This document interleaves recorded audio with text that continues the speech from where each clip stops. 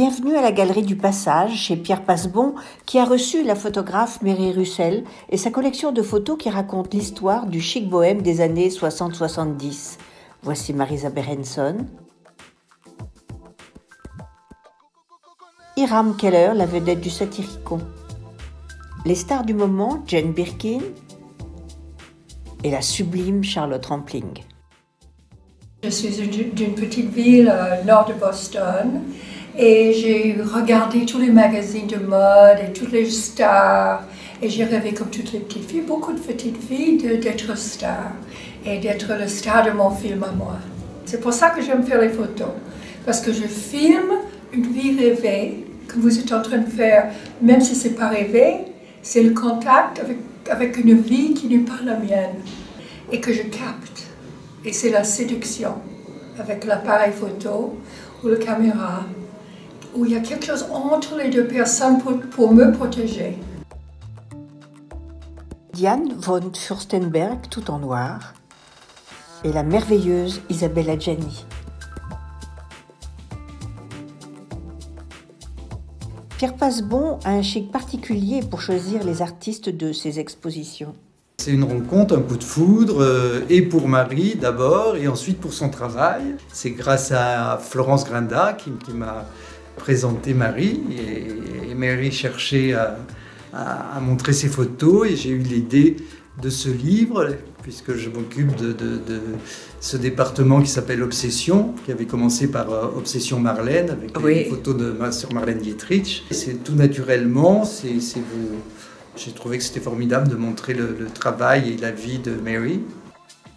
Les années 60, c'est la jeunesse qui prend le pouvoir, la transformation de la société, la libération de la sexualité et surtout l'insouciance et la légèreté.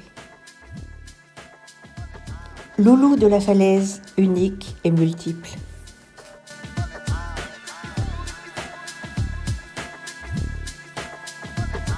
Pour moi, ça a toujours été à la recherche de l'âme ou de la beauté de la personne ou de l'endroit.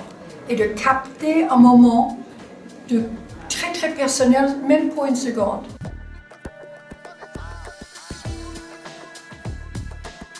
Yves Saint-Laurent, comme on ne l'a jamais vu, il sourit. Avez-vous un chouchou ou des chouchous? Yves Saint-Laurent. Ah oui, pourquoi? Sa vulnérabilité, sa gentillesse, son humour, qu'est-ce qu'on a pu rire. Sa façon, son chic, sa façon de trouver tout, de chercher la beauté, sa culture, son insouciance. Et il y a un mot en anglais qui s'appelle mischief, c'est-à-dire que, comme les petits enfants à l'école, on voulait toujours s'amuser. Et ça, les gens ne savent pas de lui, son intelligence. Oui. Énorme intelligence. Et Karl, tellement beau. Karl adore. Il a le côté grand monsieur, il est très renaissance, et puis il a quelque chose d'intéressant à dire sur tout, avec 10 000 livres. Combien de livres il avait? Une collection, une pièce de livres, une culture, mais une mémoire. C'est un acteur, Karl. Et je dis ça, je parle comme s'il est là maintenant. Helmut Newton, le photographe photographié avec talent.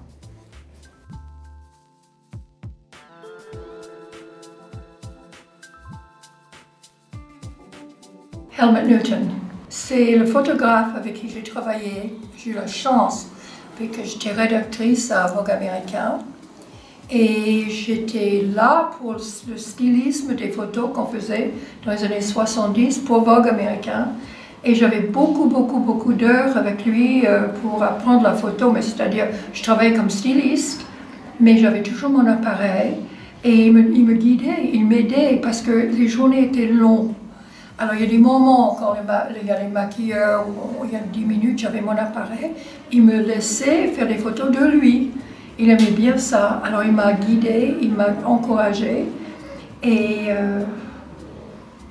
avait une telle rigueur, une telle aussi intelligence, humour et simplicité.